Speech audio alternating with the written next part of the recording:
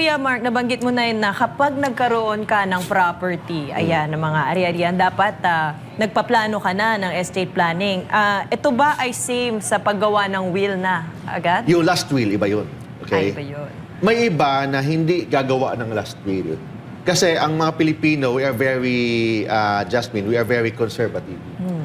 Ayaw maggawa ng last will kasi parang ipinalabas natin na yung mga kamag-anak natin mukhang pera. Ganun yan. Same also yan sa kasal.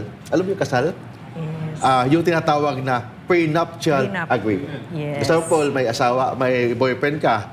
Sabihin ng boyfriend mo, bago tayo magpakasal, perbahan mo muna itong prenuptial agreement. Yung ibang babae, sampalin ka. Ha? Kasi wala tiwala. Ano ka ba? Di ba? But actually, prenuptial agreement is one pinakamagandang basihan niyan to have a strong relationship sa mag-asawa. Kasi ang pag-asawa, hindi lang trust ang pinag-usapan, hindi lang pag-ibig ang pinag-usapan.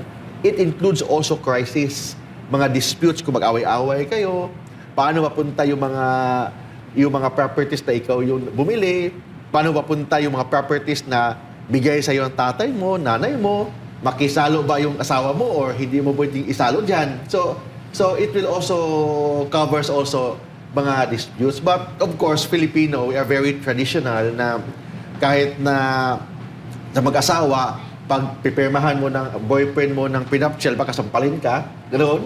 Same also sa last will.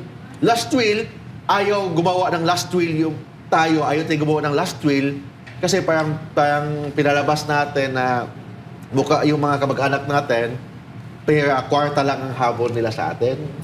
But ang last will is actually, it will define how you will distribute your properties from the moment of your death. But yung last will na yan, gagawin mo habang buhay ka pa. But that last will is just a mere piece of paper. Hindi yan enforceable. It will only be enforceable from the moment of your death. Habang buhay ka pa, pwedeng baguhin mo yung last will mo. Siyempre, gumawa ka ng last will.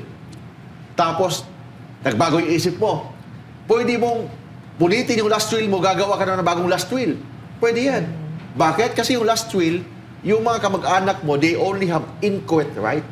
Kasi inchoate right, Jasmine, in law kasi, yun din pa-expose sa batas, it is a mere, you have only a mere expectancy right.